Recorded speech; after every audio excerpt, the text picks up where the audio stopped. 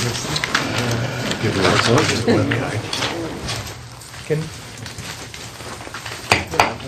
right, I'd like to call the August 12th, 2011 meeting of the April 12th. I was trying. 2011 meeting of the Hudson River Black River Regulating District meeting to order. Could all rise for the Pledge of Allegiance. Pledge allegiance to the flag of the United States of America and to the republic for which it stands, one nation, under God, indivisible, with liberty and justice for all.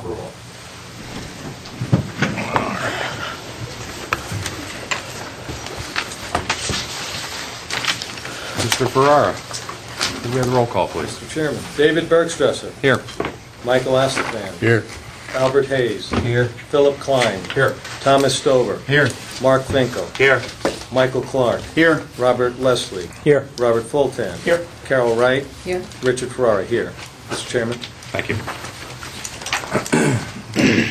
Are there any questions or revisions to the meeting minutes from last meeting? If none, could I have a motion? Move that motion. Second? Second. I have a motion, second. All in favor? Aye. Opposed? I don't believe there are any guests. Okay, so move on. I do have a need for an executive session for litigation. So moved. I have a second? Second. We do not plan to conduct any business afterwards, so we have motion and a second. All in favor? Aye. Opposed? Who was the first on that? Thank you.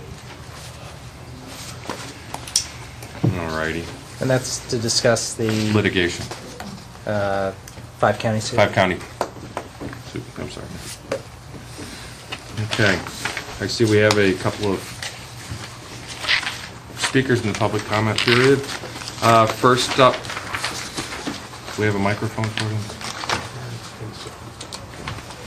Mr. Campanile.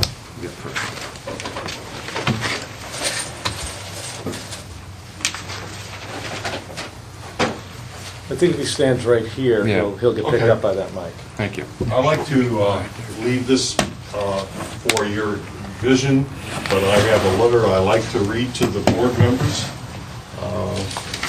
which I'll give you each a copy of.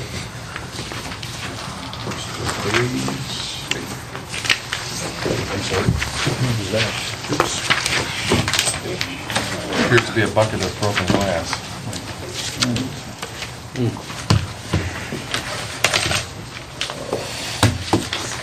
It is. Mr. Finkel. Yes. Thank you very much. Thank you.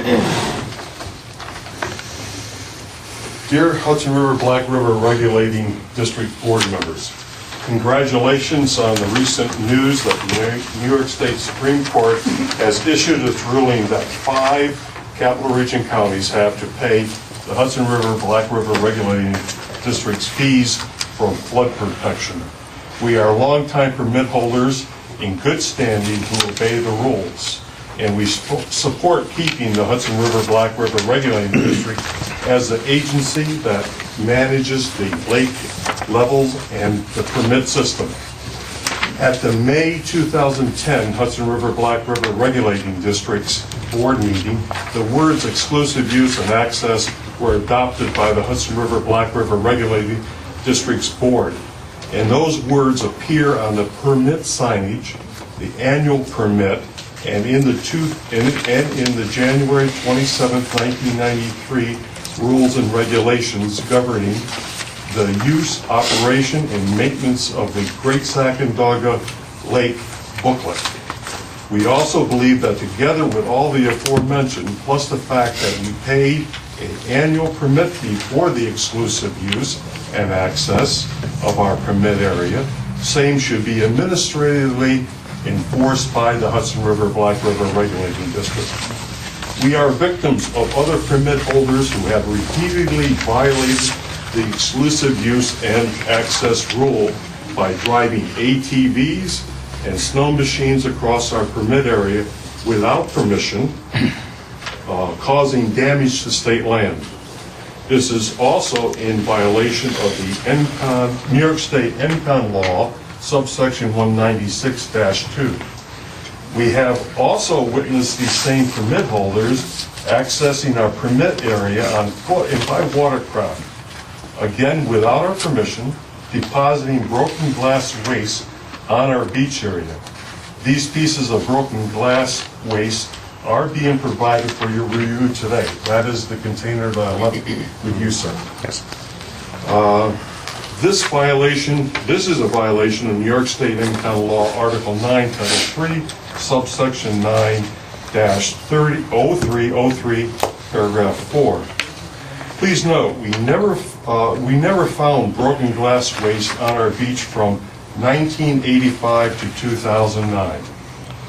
We do not access other permit areas, and we have granted permission when asked for the use of our permit area for emergencies. Over the past several years, all these violations have been reported to Mr. Clark and prior administrators and executive directors. And they have written letters to some of these individuals, but the violations continue. And we understand from Mr. Clark that individuals have recently insulted him and challenged his authority. The Hudson River Black River Regulating District has been given the names and addresses of these violators. Today, we respectfully ask the board to find an administrative solution to these rule violations, i.e. suspending the violators' permits or terminating their permits if the violations continue. Perhaps if these individuals fear they might lose their privilege, which is a privilege, of having a permit area, then they would abide by the Hudson River Black River regulating rules and regulations. Please advise if you have any questions, and if not, please advise in writing your recommended solution to establishing respect for all the Hudson River Black River regulating rules and regulations by these reported violators. We thank you for your time and appreciate your help in this matter. Thomas Campanile and Vivian Campanile. Does anyone have any questions? No, I don't at the moment. I will speak with Mr. Clark later on. I appreciate your suggestions. Okay. Would anybody need to see, verify the quantity of glass that's been laid on our beach or placed on our beach? That was placed just on your personal beach, or yes. was that? No, this this is found on our beach. We have 3 grandchildren that visit us in the summertime, and if you have children or grandchildren, you can imagine, and that's since 2009, the summer of 2009, so it's really not even 2 years. Yes, sir. Do they, have you noticed them do it? I've seen Mr. Fandel and his guests drive up in kayaks and throwing it on my beach. I've seen Mr. Gorka walking with his grandchildren and they're throwing it on my beach from where I am. So I've witnessed it, yes. You think they're bringing it down there on purpose? Or are they- Vindictive reasons, very vindictive people. We have not retaliated. As I said in my letter, we do not go on to their permit areas. We stay in our permit area only. People have come to us in stormy weather, and because they can't secure their watercraft, said, can we bring it into your area? And I said, sure, bring it in. Keep it as long as you want to. And we do grant permission to use it in case of emergency, but when asked. I wouldn't access your property if I didn't ask you. Okay. Simple courtesy, that's all I ask. Excuse me, Rob, Mike, I don't know if you can answer this question, but is there anything in the language under the permit system that gives us the authority to deal with an issue like this? The district's rules do not provide us with authority to enforce that specific provision of the Environmental Conservation Law. That enforcement rests with DEC. As far as basically the littering, the tossing of glass on the permit area. Can we deny permit access for what we deem to be unacceptable behavior? Absolutely, if we can verify it. And I've had repeated discussions, and I certainly understand the situation.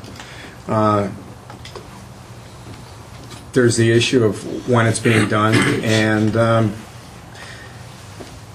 I would say that in regard to many of the issues that relate to ECL, DEC has been responsive. They're law enforcement branch, and they have made repeated calls, not just to this area, but to other areas to deal with violations of ECL, be that littering, tree cutting. Well, if we have people that have seen this and are willing to testify to it in an affidavit, why can't we send these individuals a letter saying cease and desist, or else we're going to pull their permit?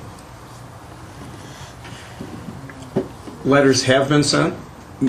The letters, however, the language within them did not go to, at this point, did not go to that extent.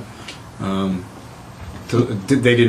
language didn't rise to the level of Well, to me, if this is penalties. an issue, and we've got people that will testify to the fact in an affidavit, then just my suggestion, a strong letter should be sent from legal counsel saying, look, happens again, we're going to void your permit. And then if they're, I don't know how that affects them, does that mean they can't live there, or they just can't use the frontage? And then if we see them again, we'll have them arrested? Our administrative remedy is to pull somebody's permit. What we're really talking about is a harassment issue that is best handled by local law enforcement. That's been our stance for the last number of years, certainly long before I had arrived at the district. Both the relevant DEC ECOs, the state police, the sheriff, the district attorneys' offices for both Saratoga and Fulton County are aware of this issue as it happens around the lake, and have encouraged us to contact local law enforcement to let them handle these kind of issues. Whether tickets are written or the courts prosecute, or the law enforcement prosecutes and the courts deal with it, really is beyond our purview. Well, why can't we, I don't, and maybe I'm wrong, maybe I don't understand the whole scope of this, and if I don't, I apologize, but it seems to me if there's a disruption within our permit system, then we should handle that. We should handle it very strongly. And if that means a letter from legal counsel, and if, happens again, and we have a witness who will testify through an affidavit or in court if need be, then we pull their permit. And then the next time have them arrested. I don't know, again, unless I don't understand the whole scenario here, why we can't do that and have them arrested. Well, that is essentially, we're talking about the same thing. We don't have power to arrest somebody. We would have to encourage either the sheriff, the state police, or a DEC ECO to make those arrests. And But we have the power to cancel or void their permit. that is the Okay, give me sole the extent scenario. of If we cancel their permit, what happens to them and their property? They just can't The access the property's water? unaffected. privately owned. Any individual that lost an access permit or didn't have one has a piece of property adjacent or in close proximity to Great Sacandaga Lake with no means to get to the water. That's why people buy property generally near the lake in the first place, is to be able to get to the water and to be able to say they get to the water. And and enjoy the increased property value that's associated with that. Is this just affecting this gentleman here? Or are there other people that come forward? According to Mr. Clark, it's around the lake. There's hot spots around the lake. That's what he's advised me of. Ours has been going on, and it's dangerous. It's getting to the point where it's dangerous. Yeah. If someone were to step on this glass, my grandchildren, it would be detrimental to their, if they cut a nerve or an artery, it could be really crucial. And there's a liability that I have waived the state from, but when you bring facts of this kind of danger being presented to a permit holder, I think it obligates the district that's in charge of this administratively to say, we have to do something. It's getting, where now, if there's going to be more retaliation against me to try to pressure me to do what they want, it's wrong. Simply wrong. So It's it's against the just rules. personal against you, or? Some of this glass we found on other beaches. So it may be personally against me, but it's drifting onto other areas. John Pango, who's to the left of me, has found quantities of, but there's no way to stop water from moving things around. Mr. Chair, if I could make a recommendation, I'd ask that maybe council could put a brief history together of this situation and then come up with the normal process that we would go through to handle something like this. And then if there's any further recommendations, senior staff could get together and possibly give those. I think it's important that we look at the whole picture. I wouldn't mind, and see Yeah, we're not gonna how we've solve handled this. situations, similar situations in the past. Just Yeah, we can do that. one other thing is, I said in my letter, per Mr. Clark, he's encountered some of these people, or one or more, and he said that they were very demeaning to him. And those are words from Mr. Clark, and he, what I'm saying is they're challenging your authority. And I can only say that if that's the case, that's why I'm coming to the board. If they're challenging your authority, you should know about it and should react to that. You know, Yes, well, Mr. as a permit holder myself on the lake, I mean, glass is a problem anyway when it occasionally occurs by accident, and if somebody's intentionally putting it out in a site, certainly goes beyond harassment, in my opinion. It's that's as you said, you know, somebody could say, I mean, that's assault in some cases, you know. I mean, I'm not I know I'm not saying. I think we should be looking into it for sure. All right, well, we'll look into it. Let's see if we can get a little history together. Sure. And a little background, and we'll... Could you just give us a timeline by which you might be able to render a decision? Not right at the moment. I will contact council and the clerk. We'll discuss it. Do you need those pieces of glass? No, I Okay, I just, reckon yeah. encounter my own somewhere. Thank you very much. Thank you very much. Thank you.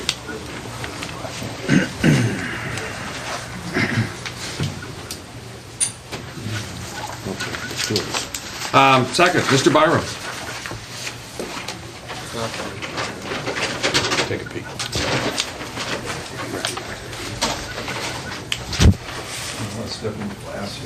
No, I won't put it on your feature, I promise.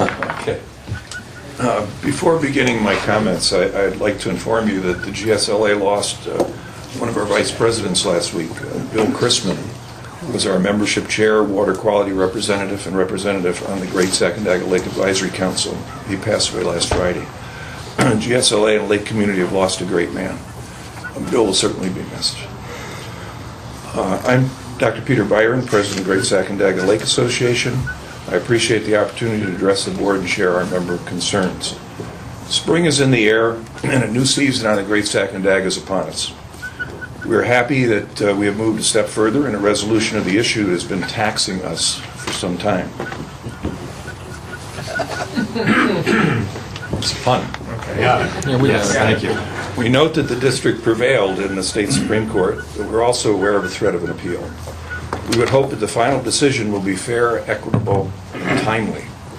We're sure that the district joins us in seeking an expedited review process.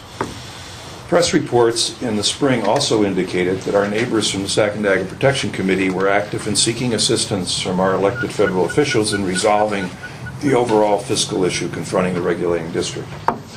Great Sacandaga Lake Association partnered with the SBC and other lake association and groups in this endeavor. In our correspondence to Congressman Gibson on February 14, 2011, we noted the current situation is unsustainable and devastating for the lake community. We appealed to the principle of fairness in this issue.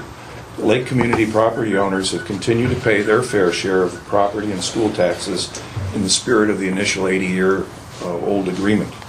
We appeal to your office to rebalance the equation, which recognized that the lake was formed and operated under an agreement that those who benefited from the lake would pay an equitable share of all of its expenses. We believe it important to note that the lake associations have taken a stand in supporting a resolution to this very serious problem for the district and the lake community. We believe that our support of the district is an indication the lake community is concerned. It's important that we build on our current partnership to work for the future. We understand the history, and I'm quite impressed by the dialogue today. This was written yesterday, so we'll modify it a little bit. But we understand the history of not providing a town forum during the monthly meeting. We also understand that two-way communication between the board and public participants is sometimes bridged under special circumstances, and I think today is a very good example, a very necessary example. We recall an extremely interesting and informative discussion, which I'm sure many of you remember, between the board and the SBC Council and the board, and we also remember a North Country meeting in which the public discussed and clarified a parking situation with the board on one of the district-owned properties.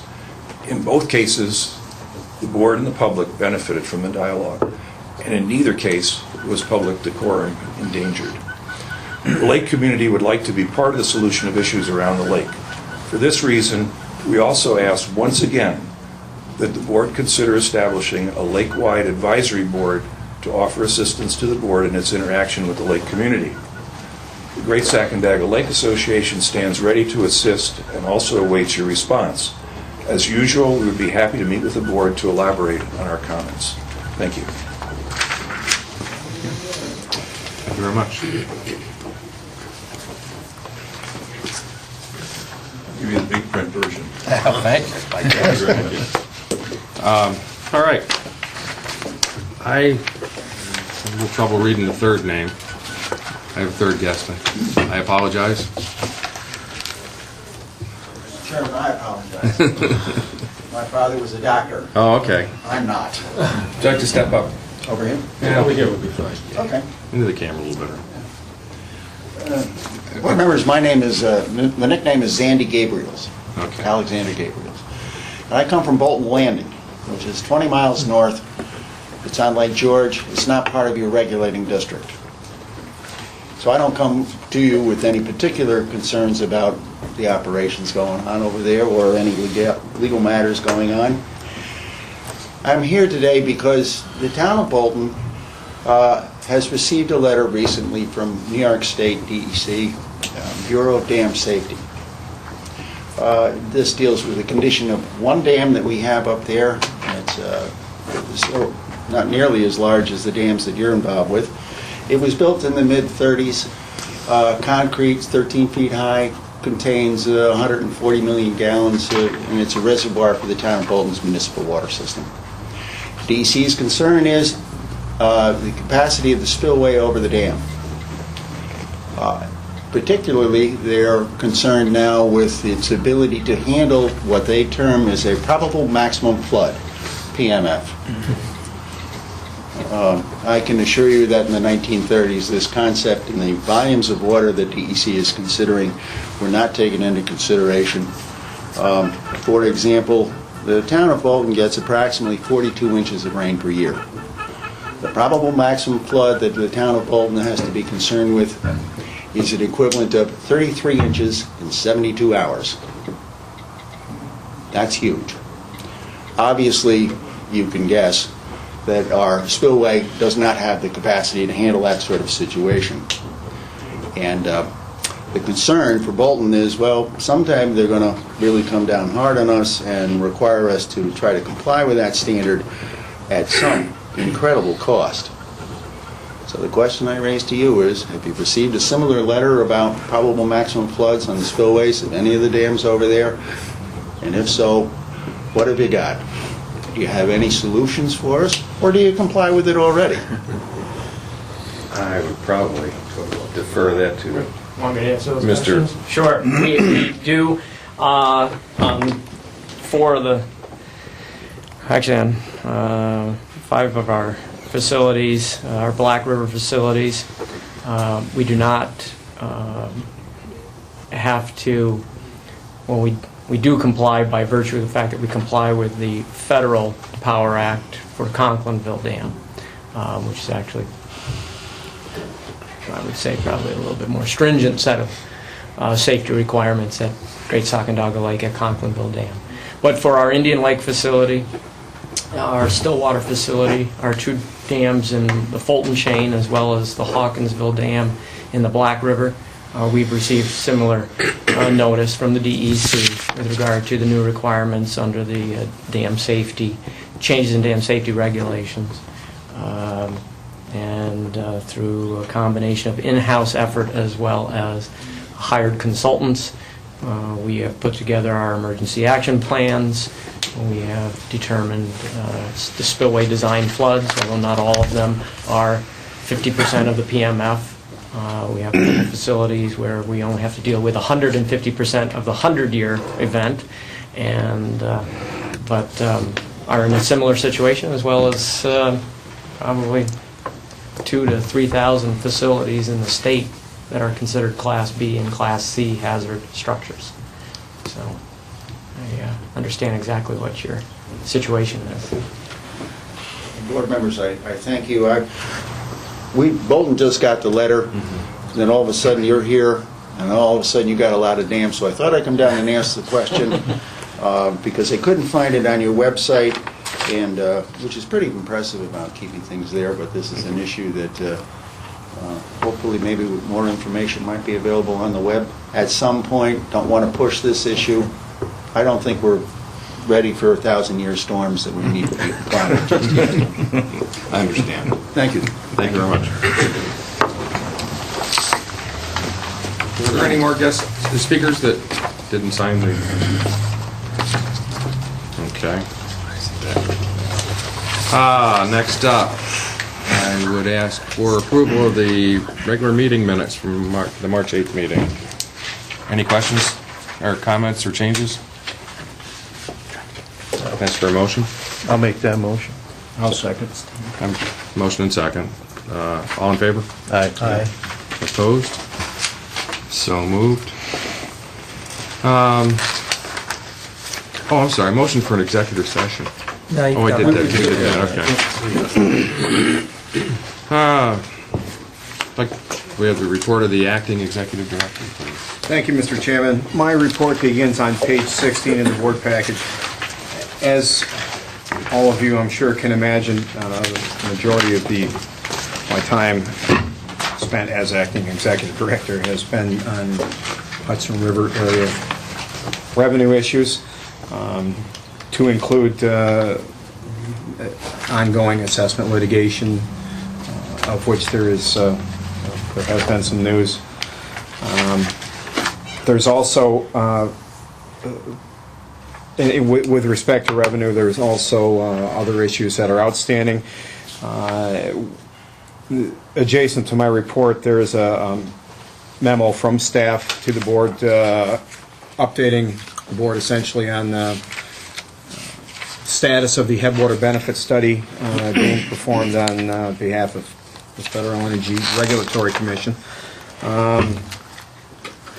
We have, actually, our chief engineer made contact with them a month ago. It outlines at least what has been done and what we could possibly expect as far as a response date.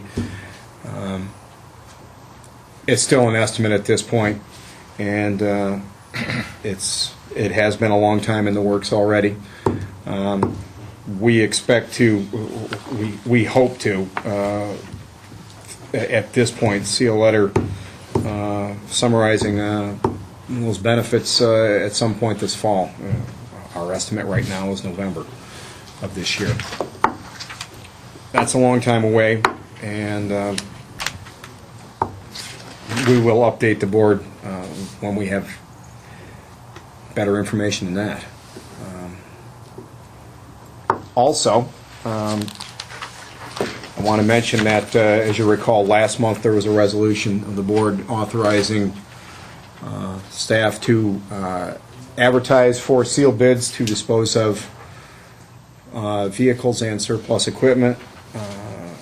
Actually, there were 4 vehicles, a couple of Ford Explorers, which I will note that we did not receive any bids on. A Toyota Tacoma, which we did receive a maximum highest bid of $55,283.83. A 2007 International dump truck, which received a high bid of $50,160, and a miscellaneous lot of equipment, essentially most of it lawn, brush cutting, and various other pardon? Hand tools. Hand tools, that sort of thing, which we received a maximum bid of $2,100 for a total receipt of $57,543.83. We plan to put the trucks, the 2 Ford Explorers, back out unless for bids again, perhaps with a lower minimum. Yes. And What was the first item that we, there Tacoma? was a Toyota Tacoma, a 2000 Toyota Tacoma. What was the amount we got on that? $5,283.83. You heard it correctly, yes. No, the truck after that was $50,000. I was amazed we got that. Yeah. Okay. We'd sell a lot of them if we could. Yes. Yes, we would. Start picking them up at auction. Yes. Okay, yes. Anything else? That, I'm happy to take any questions the board has. Not right now. I don't have a question, but I have a comment. As the newest board member and not knowing, trying to learn everything we do, Mike spent a day with me going through the dam, and I learned a lot, and I just wanted to thank you for the time you guys spent with me. It was educational. I couldn't quite swing on that ladder and go down, though. I concur. I agree with you. Any other questions for Mr. Clark? No. All right. Moving on to committee sessions. No business with the permit system. None. Governance. Mr. Astafan? Yes, sir. I'll remind the board that we are in committee. There's no old business, gentlemen, unless you know of any. Okay, we'll go on to new business. Before us today, we have a resolution to satisfy the annual review and approval of the investment policy. If there's no questions or debates, I would ask for a motion to approve that to go to the full board. I would look to Mr. Stover and Mr. Hayes. You want to bring that up to full board? Yeah. Okay. All right. Well, yeah. Okay. Yes, Tom. Go ahead, I'll make a motion. We approve it? All right. Okay. We have a up from committee to a full board. Let me finish it. Second to the motion? I'm sorry. Don't you bring it up. Second? Second. Okay, I'll approve. Mr. Chairman, we'll bring that to the full board. All right. We have a motion and a second from the governance committee for a resolution to satisfy the annual review of the investment policy. Any other questions from? No. All right. I have a motion and a second. All those in favor? Aye. Opposed? So moved. Thank you. Go ahead, Mr. Item number 2, resolution to satisfy annual review and approval of procurement policy. Again, we're in subcommittee. Gentlemen, if you have no questions or concerns, I would interview a motion. Make a motion. Second to the motion? I'll second it. Okay, all in favor? Aye. Okay, Mr. Chairman, we'll send that off to you for the full board. All right, on page 24, we have a motion and second on a resolution to satisfy the annual review and improvement of procurement policies. Any other questions or comments from any of you? No. All right.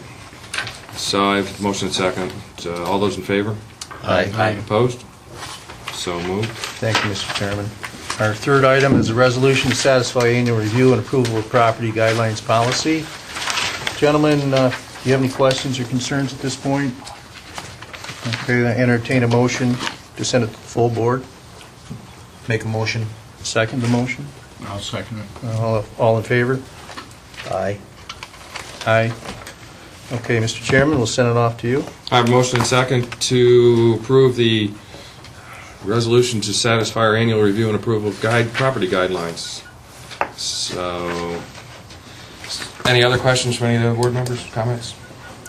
All right, so I have a motion and second. All those in favor? Aye. Opposed? So moved. Thank you, Mr. Chairman. At this point, we'll take it to the full board and allow Mr. Leslie, our counsel, to give his report. Okay. Thank you, Mr. Espin. My report is on page 37 of the board packet. There's a few litigation items that I wanted to highlight. First, as you are surely aware, our inability to pay school taxes has resulted in an Article 78 challenge by Fulton County and 3 school districts that reside within that county, seeking basically an order of mandamus, which is an order from a court to compel a governmental entity to do a non-discretionary act.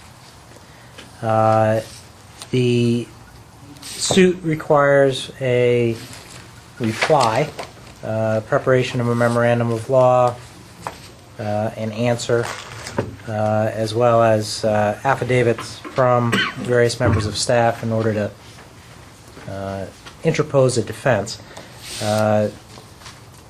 We have requested the representation of the Department of Law. The Attorney General has undertaken a conflicts review to determine whether there is any difficulty or any conflict between the positions that the regulating district may take and positions that our co-respondent, the state of New York, may take. And basically that conflicts review is going through the potential for the Office of the State Inspector, or Office of the State Comptroller, to interpose a defense that would be different than ours. We don't really anticipate such. Neither does the Attorney General, but because the Attorney General hasn't been able to complete that review yet,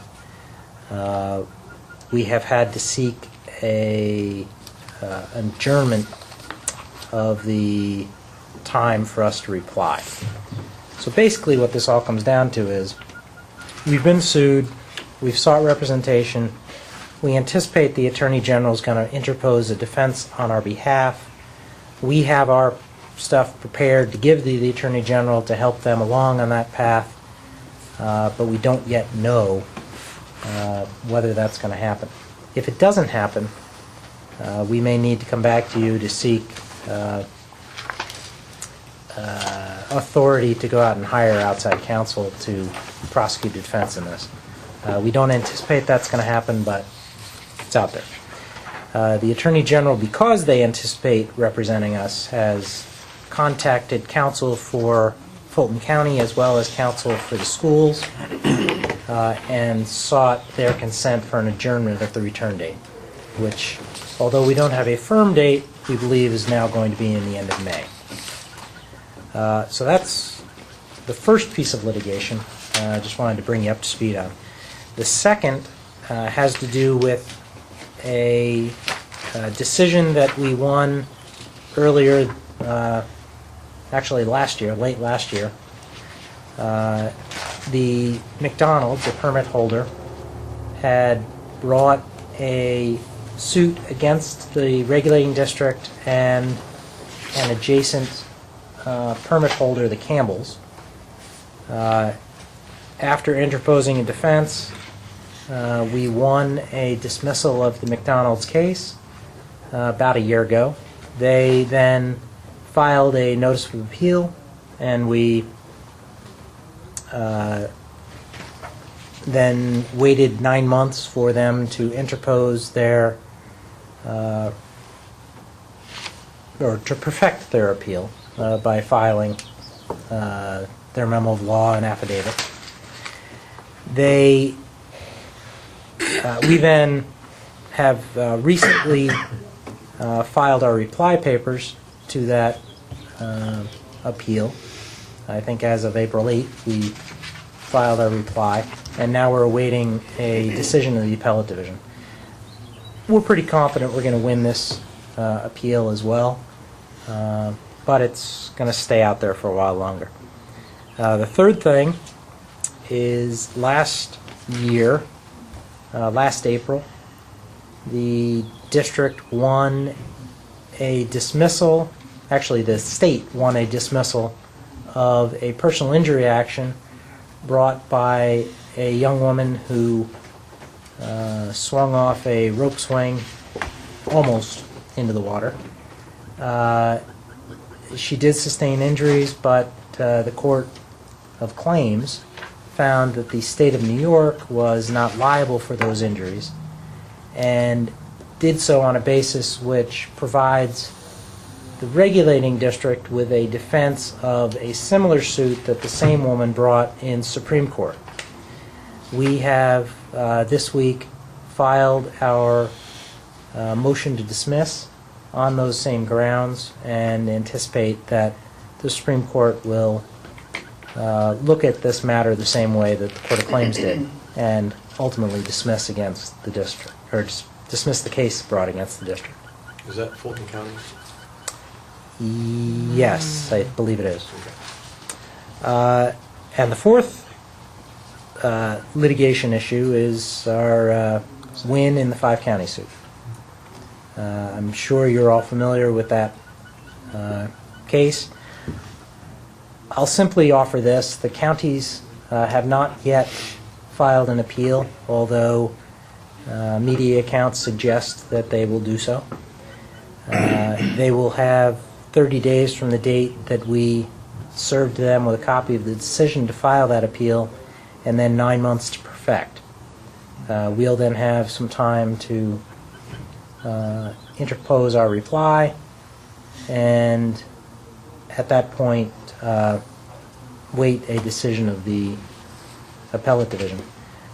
We are working with the Attorney General to see if we can't expedite that appeal process. They are representing us still in that case. And as far as other questions that you might have regarding that decision, that's one of the reasons that we've gone to executive session to discuss that litigation matter in more detail. That is the sum total of my report, pretty much. There are a few other filings anticipated coming up that are reflected in my report, but I'm prepared to answer any questions you may have.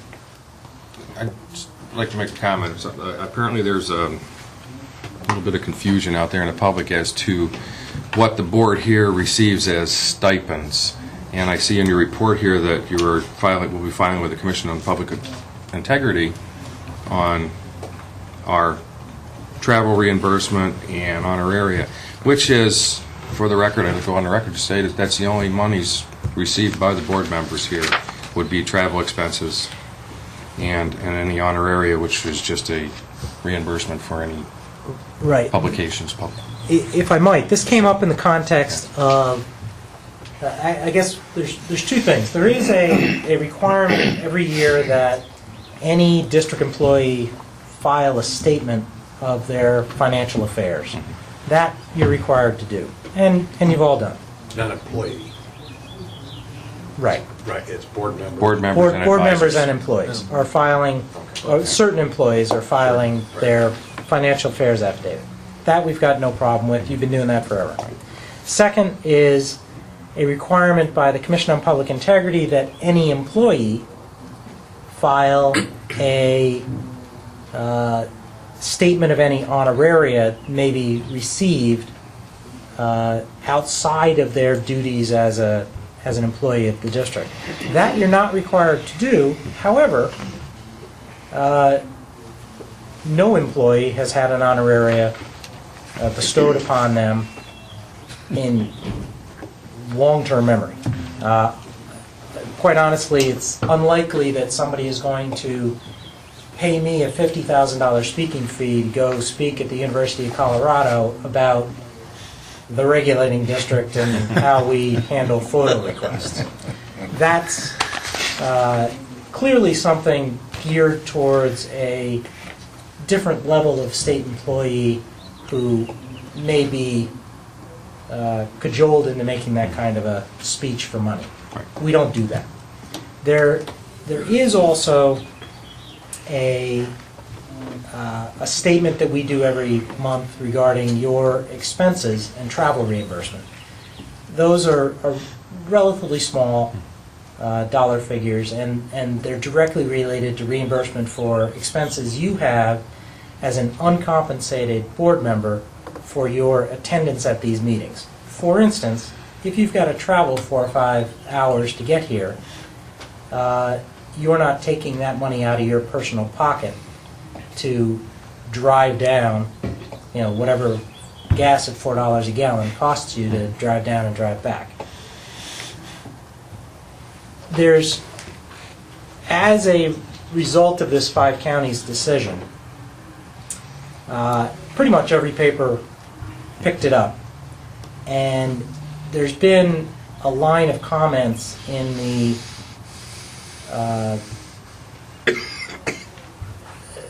comments on the online publication of those articles. And there have been a couple of commenters who have suggested that there is a line item in our budget of $1 million that goes to compensate the board. Now, I'm sure the 6 of you would love to have a piece of that $1 million. It is patently offensive to me that that commenter continues to suggest that you, uncompensated board members, are reaping that kind of benefit, when clearly that's not the case. And I just wanted to make clear that I did too. it is not the case. So that's kind of where this whole thing came from. A long explanation to kind of dial down to it, but... Thank you. I wanted to point that out too. It was a little irritating when it was mentioned. Yeah. Any other questions for? I do, just one. You also commented that you were working with the insurance company with regards to the road that washed away around the reservoir. Yes. And I understand, reading a newspaper article this morning, that the road has reopened. Yes, it has. Okay. Just this past week. Right. That was a state highway, right? It is. In proximity to our reservoir, but what was, or if any, was our responsibility or Well, something like it is a county highway under the State. jurisdiction of Saratoga County. Our insurance carrier is rumored to be the same insurance carrier for Saratoga County.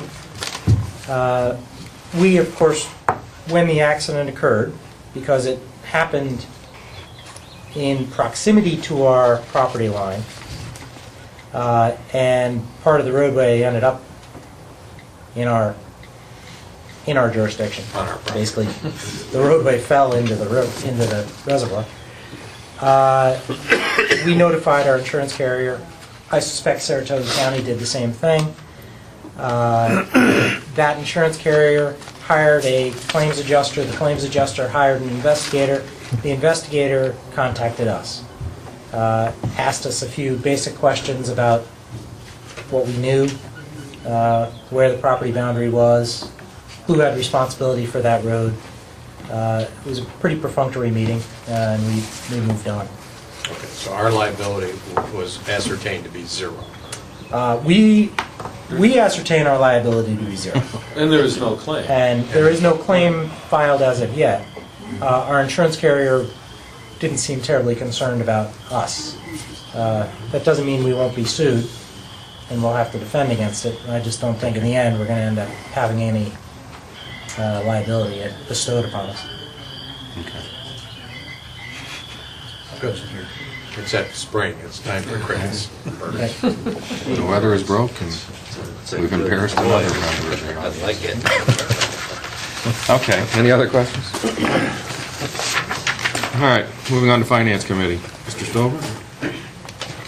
I'll remind the board, we're in the committee of the whole here to approve expenses.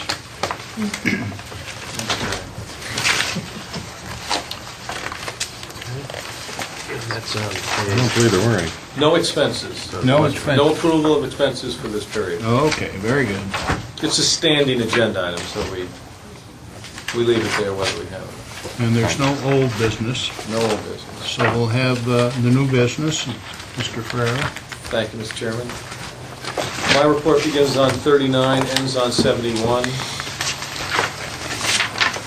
As the board has probably noted over the last several months, my report has expanded in pages, and that is largely a result of the fact that I've now included all of the detailed financials.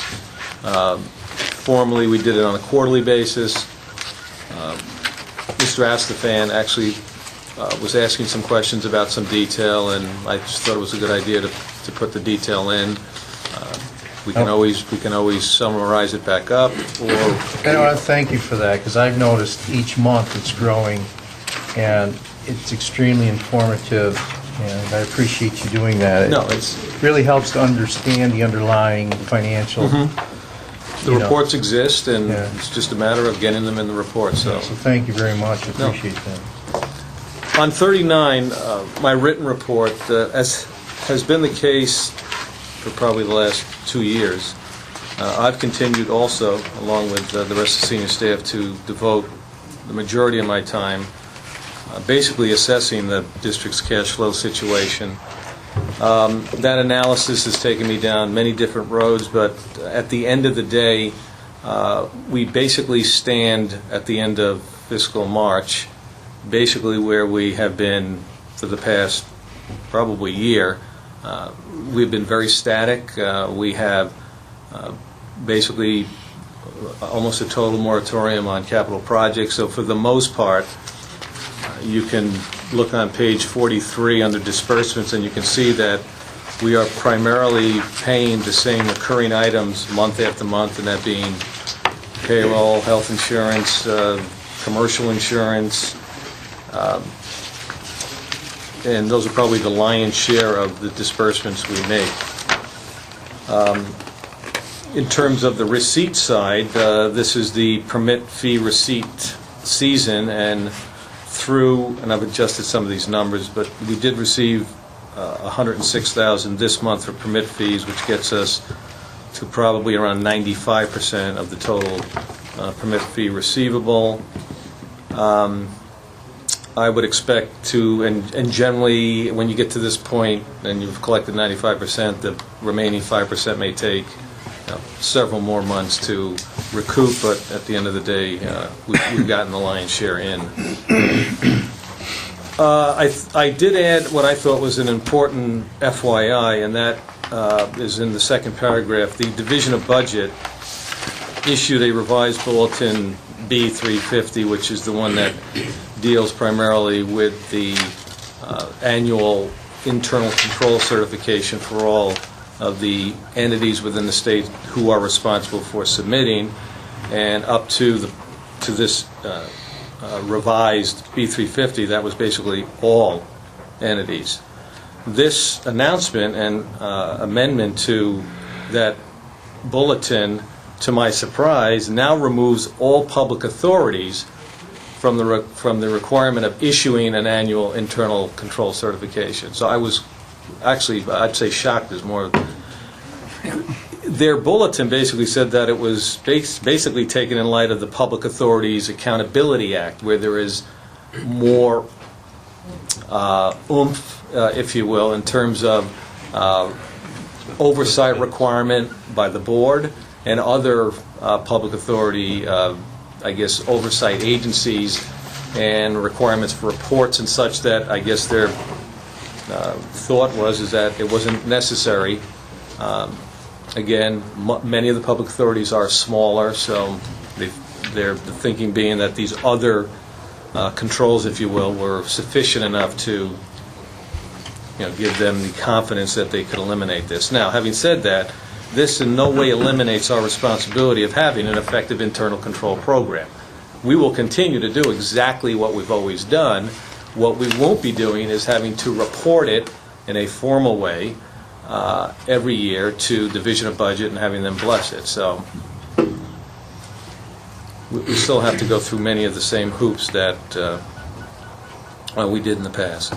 So I thought that was an interesting FYI. And then to conclude, there was a fairly serious rain event back on March 11th where in Albany the roof leaked. It got on one of the servers. Luckily for us, it was not the main server. It was the server that allows primarily our Watertown folks to get into our accounting system. We were very fortunate that server, and in hindsight, the fact that we bought a server that had actually redundant power supplies worked in our favor because it only burned out the primary, the secondary came on, and the server, thank God, is still operating. So that was a $15,000 or more cost I didn't want to have to face. Question. Yes. I would assume with a commercial lease, the owner's responsible for the roof? Yes, they are, but we reviewed, the ex-council reviewed the contract we have, and there was some pretty clear indemnification for them anyway. Right. That basically talked about specifically the roof and leaking, I believe. It did, and I don't remember exactly the language, but That kills that. yeah, and again, right. What about the fact that insurance? the server wasn't, that we were able to, save the server, What about our insurance company? it was under our deductible, so We have a, we have 1,000. Well, You said it if was we had to go 15 for a full server, I then thought it was 15,000. yeah. I'm saying if we were to right now, if I was to replace the power supply and do some labor, it's under the $1,000 deductible. Oh. You're right. If we had to replace the entire server, then Oh, the yes, entire our- server would have been 15. right. Yes. But we Sorry. didn't incur that expense. But we didn't It incur was- that expense, Okay, and if we misunderstood did, that. you're right, we would have first probably Okay. brought our own insurance company, and if they wanted to subrogate whatever. Right, against I the other- misunderstood that. I'm sorry. And that's all I had in terms of highlights. If the board has any questions, I'm more than happy to answer them. Thank you. Any other questions or comments? Thank you. Actually, Mr. Chairman, there was one thing I did add to my report. I did not put it on the agenda. On page 69, and I apologize, this is something that kind of came after the fact, and we had kind of put everything together. It has to do with pursuant to the Small Business Jobs Act of 2010, the New York State Deferred Compensation Plan is now going to begin permitting participants, such as all of the political subdivisions of the state, to allow their employees to make Roth post-tax, I'm not going to get to it, but it's post-tax contributions versus the only thing we do now is the pre-tax 403B or contributions. Now, I thought it made sense to have the board approve this. It is really just a change in the payroll system. It's very minor, and basically all we're going to do is to send a letter out that has not been drafted yet. I believe New York Deferred Compensation is going to get that letter to us when it's ready, basically announcing the fact that there will be a Roth option if employees want to get involved in it, but they first wanted all of the entities around the state to say, yeah, it's okay, we'll get involved in that, because it's not mandatory. I think it's something we should offer. Whether or not anybody partakes in it, I don't know, but it's not any additional cost. It's our system can handle it, and So I did Okay. have a motion to adopt that Roth contribution provision, and I'd like the board to. Okay. I would make that motion, Mr. Chairman, and strongly advise the staff to make sure that all the employees realize that and what the benefits aware. are. Okay. I have a motion. Motion and second. Any other questions? No? All in favor? Aye. Opposed? In our report to the board, we're looking to try to implement it by July, so Thank you. we have several months. Okay. Thank you, Mr. Chairman. Thank you. Operations, Mr. Hayes. Thank you, Mr. Chairman. Under old business, I don't think we have any old business there. Under new business, I think we're seeking board approval of the GEI proposal and amendment to contract number C052009. I think we're going to bring in Mr. Full-Time to discuss that. Thank you. The memo associated with that item is on page 72. The board will remember in July of 2009, it accepted GEI Consultants' proposal for the completion of Conklinville Dam Second Part 12 Independent Consultant Safety Inspection. That's an inspection that's required every 5 years by the Federal Energy Regulatory Commission.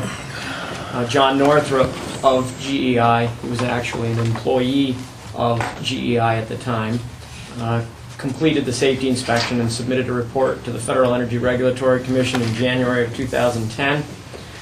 And GEI completed these services for $21,000.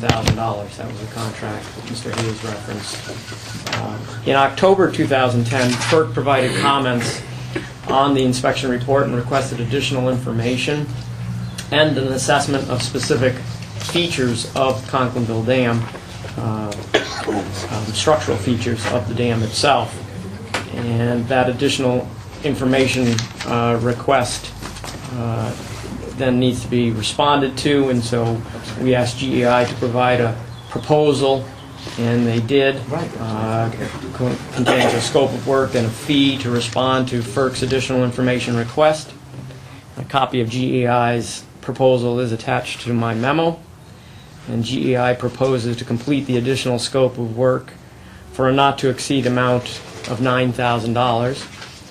So our staff recommends the board accepts GEI's proposal and seeks board authorization to amend the scope of work and increase the contract price by $9,000 to a total contract price of $30,000. And we also seek board authorization for the acting executive director to execute an amendment to the agreement in the amount of increase in amount of $9,000. If there are any questions, I'd be glad to take those. At this time. Just turn over to Mr. Chairman for board approval. Okay. All right. Looking for a motion to approve? The second? No, sir. All right, so motion and a second. Any other questions? All those in favor? Aye. Aye. Opposed? So moved. Back to you. Thank you, Mr. Chairman. I think now we probably have Chief Engineer's report. Certainly. Thank you. Thank you. Our report begins on page 78. As I'm sure you're all aware, we're seeing the result of the heavy snow that we've received all winter long now in most of our rivers, not all of them, I guess. The runoff has started, let's say, in earnest. We did have, at the end of March, second half of March, we had a bit of increased inflow and also some substantial precipitation. For the month, precipitation in the Hudson River area actually at Indian Lake averaged about 250% of historic, and at Northville and Conklinville 115 and 170% of historic, resulting in inflow to Great Sacandaga Lake and the Indian Lake Reservoir of about 113 and 124% of historic average, respectively. In the Black River area, we had 134, 147, and 152% of historic average precip for the month at Stillwater, Old Forge, and Six Lake, respectively. And at Stillwater, we averaged about 117% of historic average inflow. We are now, with the warmer temperatures, though we didn't get the rain that was forecasted in several of the storms over the last 2 weeks, nonetheless, the rather significant water content that was present is in the snowpack is now making its way into the rivers, and we are shut down and not making releases other than what we need to in order to pace ourselves, so to speak. Sacandaga, we're making no release. Stillwater, we're making just a 50 CFS release, and very small releases at Six Lake and Old Forge. Those last three are primarily environmental related releases while we refill. And on target, if you will, although that never is much of an issue in the springtime because we don't control when it comes in and we need to take it all anyway to refill. With the exception of Great Sacandaga Lake, where we're about 5 feet above historic average.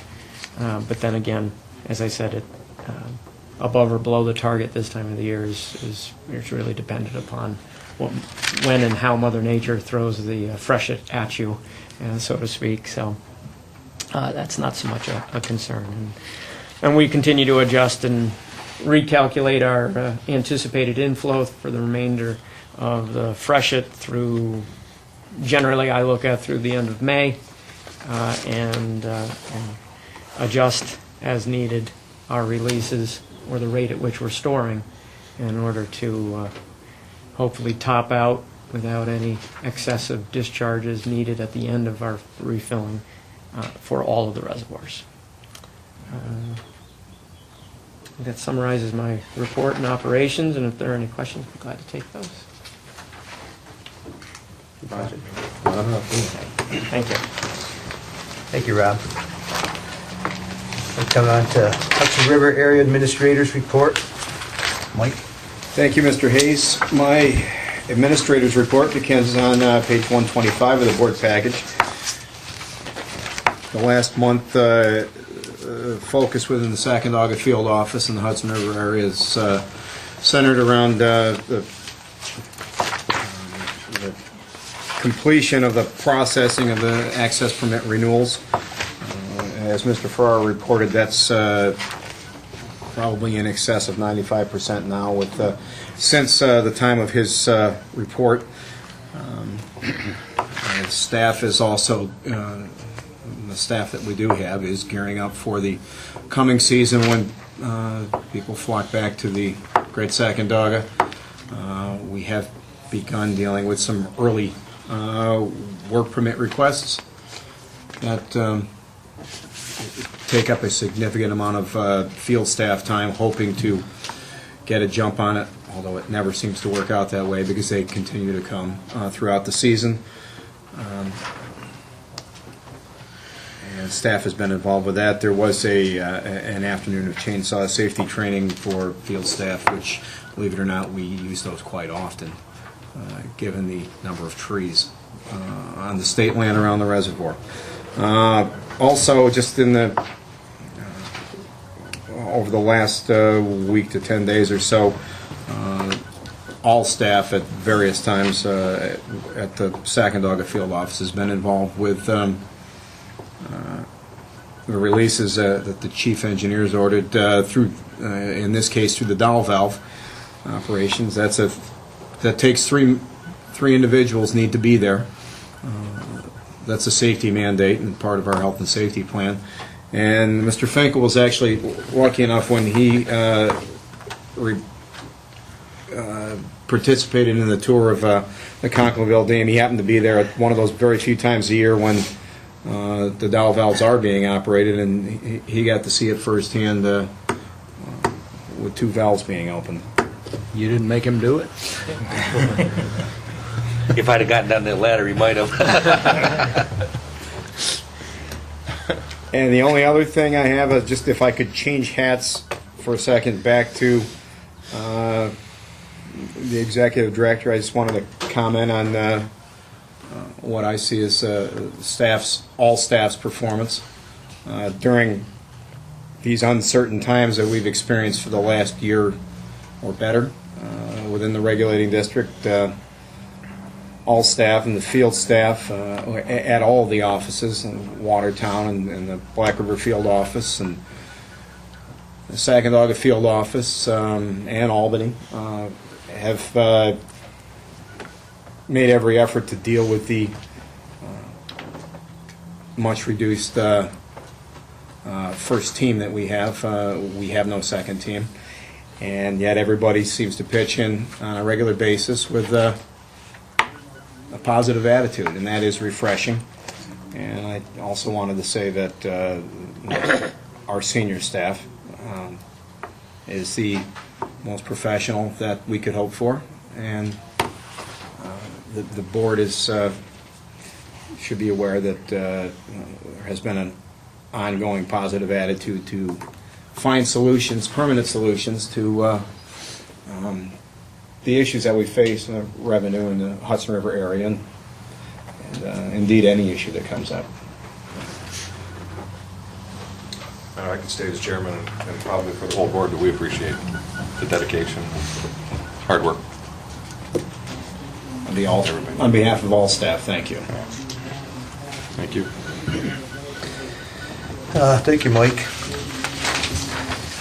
I think next we have is the Black River Area Administrator's Report.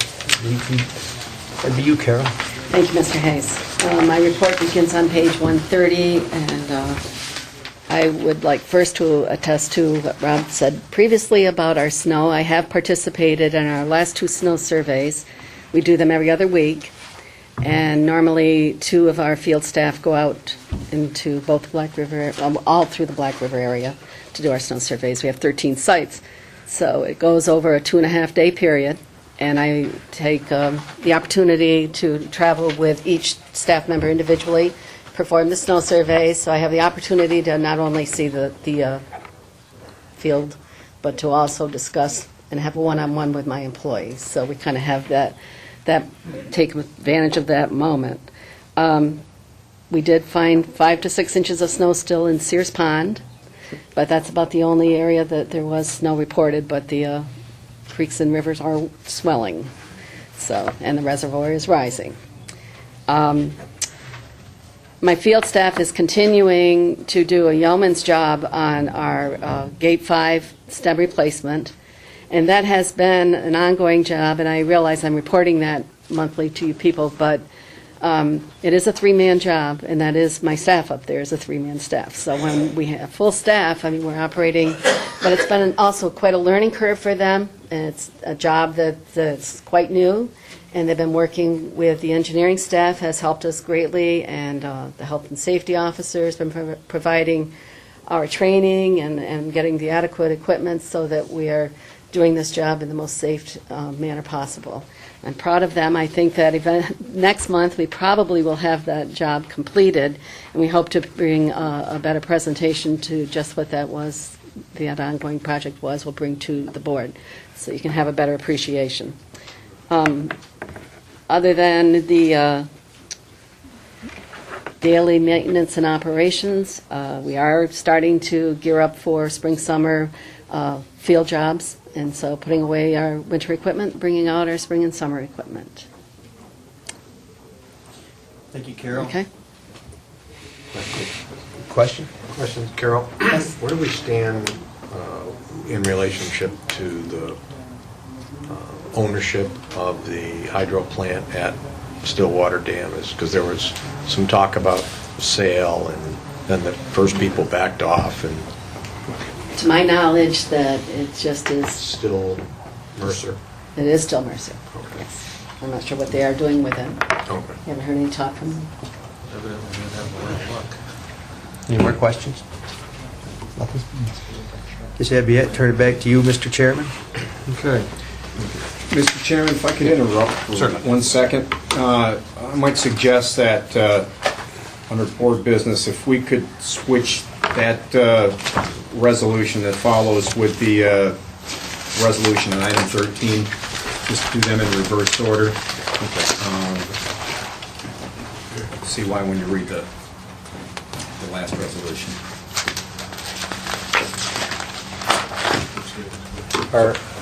Hold on, I'm confused. If we could do the resolution for the next board meeting first, before the, All right. Well, then I'll open it up to the board. Are there any questions or comments about anything, anywhere? Anyway? Nothing? Then I will entertain a motion to approve the next regular board meeting on page 134. I assume that's where you... We'll be in Johnstown. Okay, in Johnstown? On May 10th, Correct. 2011, at the Johnstown Town Hall. I'll move that as a motion. Have a motion, do I have a second? Second. Motion and second, all in favor? Aye. Opposed? So moved. Now, get back to board business. I guess, no old business and under new business. You wanna, under new business, you'll find on page 132 a resolution acknowledging Paul Cornell's service to the board. you wanna hold this until after the executive session, or? Or do you wanna do it now? Because it's, well, it does state, if you read the last, hereby adjourned with respect. I think is that what you were alluding to? That's what I was alluding to, was it would make more sense to do that. Then I will defer this until adjournment after executive session. Okay. That'll mean the webcast. That means the stays. webcaster has to stay. Oh, Yeah, that's what I was wondering. Decent issue with doing it now. I think we can still do that. We can Go into executive session. do this and then go in executive session, I believe. okay. Do we have to amend the wording at all? Well, we can just come back into Could we public amend it session. to say does hereby upon adjournment with respect? Sure. How's that? That would work. Oh, I see.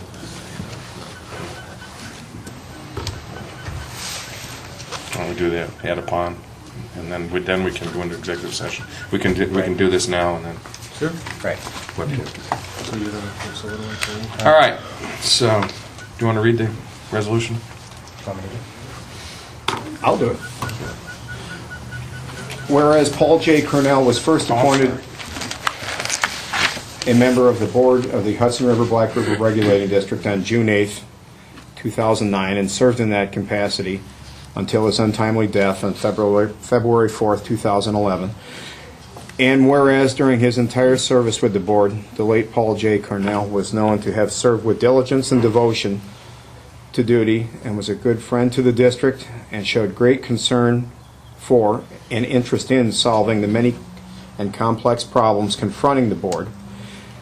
And whereas Paul J. Cornell will be greatly and fondly missed by his friends and colleagues of the district. And now, therefore, be it resolved that the board of the Hudson River Black River Regulating District set aside a page of its minutes and engross thereon this resolution of respect to the memory of our late board member. And be it further resolved that a copy of this resolution in memoriam, together with the condolence of this board, be transmitted to the members of the family of Paul J. Cornell.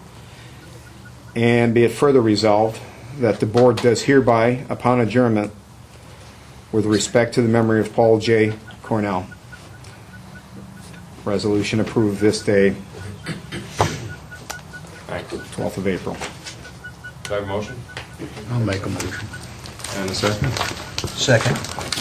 A motion and second. All those in favor? Aye. Thank you very much, Mr. Leslie. Mr. Clark? I didn't know you usurp your reading. So, to executive session? So we will adjourn now to executive session, and I do not anticipate any business after this one. We're going to have that here. Right, we're gonna have to have it here, and then unfortunately the public is... All right, and we will include, just a second, I guess, I'd like to include...